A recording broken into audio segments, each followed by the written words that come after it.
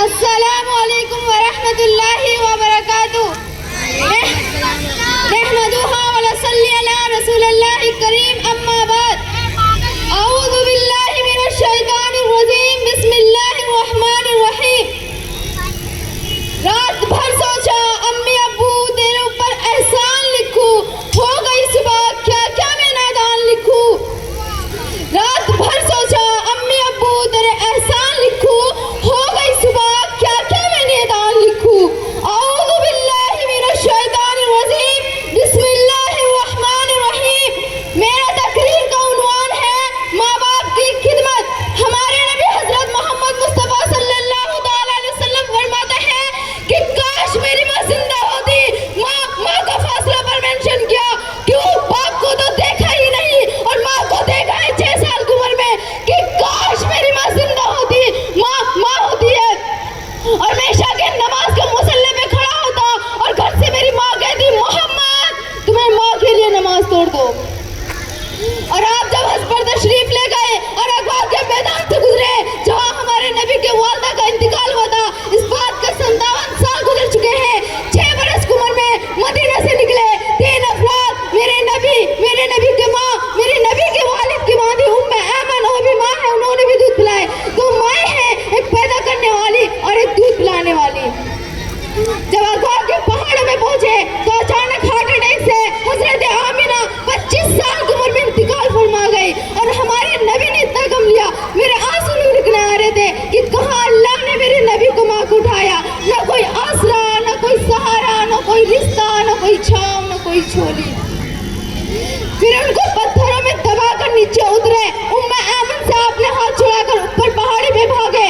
जब ऊपर पहाड़ी पे भागे तो आपने यूं माँ के कब्र के ऊपर लेटे हुए थे और यूं ऐसे पकड़े हुए थे और कह रहे थे, अम्मा जी आपको तो पता था आपके सिवा मेरा कोई न था, आप मुझे छोड़ के कहाँ चली गई, क्यों चली गई। हजरत उम्मे ऐमन ने उठाना चाहा, आपने उठने से इनकार कर दिया। 6 साल का बच्चा पहली मौत देख रहे हो, खुद को समझ में नहीं आ रहा मेरी माँ के साथ हुआ क्या है। फिर 57 साल के बाद आपने उस वादी से गुजरे कि आपने उठनी को माँ के कब्र की तरफ मोड़ दिया। फिर एक दफा हमारे नबी से पूछा गया, या रसूल अल्लाह क़यामत कब आएगी। हमारे नबी फरमाते हैं ये तो अल्लाह को पता है। लोगों ने कहा, या रसूल अल्लाह कुछ तो निशानियां बता दे। हमारे नबी फरमाते हैं जब बच्ची अपनी माँ के साथ जलील करेगी तो क़यामत आ जाएगी, जब बच्ची अपनी माँ के साथ बदतमीजी करेगी तो क़यामत आ जाएगी। एक माँ और बेटे को तो मैं भूल नहीं सकती। बेटा अपनी माँ से कह रहा था भौंकनी तामिल जुबान में और माँ के सिर फूट आंसू गिर रहे थे। शायद वो याद कर रही थी 9 महीने मैंने कैसे पेट में रखी, दूध पिलाते वक्त कितनी तकलीफों से गुजरी और आज ये मुझे कह रहा है भौंकनी। इसलिए बच्चों सब सुनो गौर से, जिसने माँ बाप के साथ जलील किया, जिसने माँ बाप को तकलीफ दिया, उस पर अल्लाह की लानत, जमीन आसमान की लानत, फरिश्तों की लानत। न उसकी नमाज कबूल है, न रोजा कबूल है, न सदका कबूल है।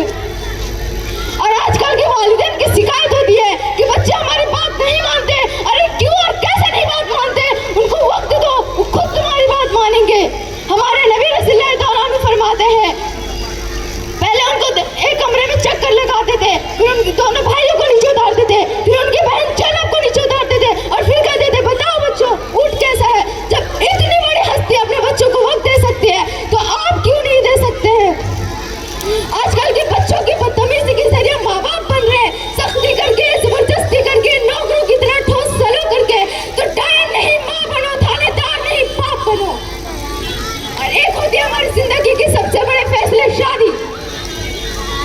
आजकल के लड़का लड़के इकट्ठा पढ़ते हैं और शादी के फैसले खुद लेते हैं। शादी के फैसले खुद ना लो, माँ बाप के हवाले करो। इसमें रहमत भी है, बरकत भी है, वालिदैन की दुआएं भी है। ये कोर्ट मैरिज का हवा ना लो, ये बॉयफ्रेंड गर्लफ्रेंड के कल्चर हमारा नहीं है। हमारे नबी का सोने से मर्द और औरत के सिर्फ निकाह से ताल्लुक है, बाकी सब जन्नत का हक है। और मैं वालिदैन से कहना चाहती हूँ, बच्चों से पूछ कर रिश्ते करो। अगर वो इनकार कर दे तो बात वहीं उसी वक्त खत्म कर दो, अगर वो हाँ कर दे तो बात को आगे बढ़ाओ। हमारे नबी रसूलुल्लाह तआला अन्हु फरमाते हैं, जहाँ मैंने अपना निकाह किया, अपनी बेटी फातिमा का निकाह किया, निकाह करने से पहले जमीन आसमान फरिश्ते अल्लाह से पूछ के आए थे। जब अली आए थे फातिमा के लिए रिश्ता लेके तो कहते हैं, हमारे नबी फरमाते कहते बताओ आज कैसे आना हुआ? अली शर्म की वजह कुछ कह ना सके। जिब्रील कहते हैं मैं रिश्ते के लिए आया हूँ बेटी फातिमा के। कहते हैं फिर मैं ये रिश्ता क्या तय करूँ? हमारे नबी फरमाते हैं इंशाअल्लाह। इंशाअल्लाह का भी मतलब हाँ होता है, फिर भी उन्होंने हाँ नहीं कहा, इंशाअल्लाह कहा। और अंदर जाते हैं बेटी फातिमा के घर पे और कहते हैं बच्चों अली का रिश्ता है, क्या मैं हाँ कर दूं? सुभान अल्लाह। हमारे नबी पूछ ले बेटी फातिमा अली का रिश्ता है, क्या मैं हाँ कर दूं? आप लोगों को क्या लगता है कि बेटी फातिमा इनकार करने की थी? ये तो आजकल की लड़कियां इनकार नहीं करती, बेटी फातिमा क्या इनकार करती? उन्होंने हाँ कह दिया। फिर वो कमरे से बाहर निकलते हैं और अली उठ के बाहर कमरे से बाहर चले जाते हैं। लोगों कहते हैं क्या हुआ, तुम ऐसे उदास क्यों? लोगों ने कहा कि इनकार कर दिया हमारे नबी ने। वो कहते हैं इनकार तो नहीं किया लेकिन कहा इंशाअल्लाह। लोगों कहे फिर मुबारक हो। इंशाअल्लाह का भी मतलब हाँ ही होता है। फिर वो मस्जिद में गए, पूरे खुतबा भर गया और कहे बेटी फातिमा ने हाँ कह दिया। फिर हमारे नबी फरमा रहे अली मोहम्मद मैंने 400 रुपए आपको उसूल में दिया, क्या आपने कबूल किया?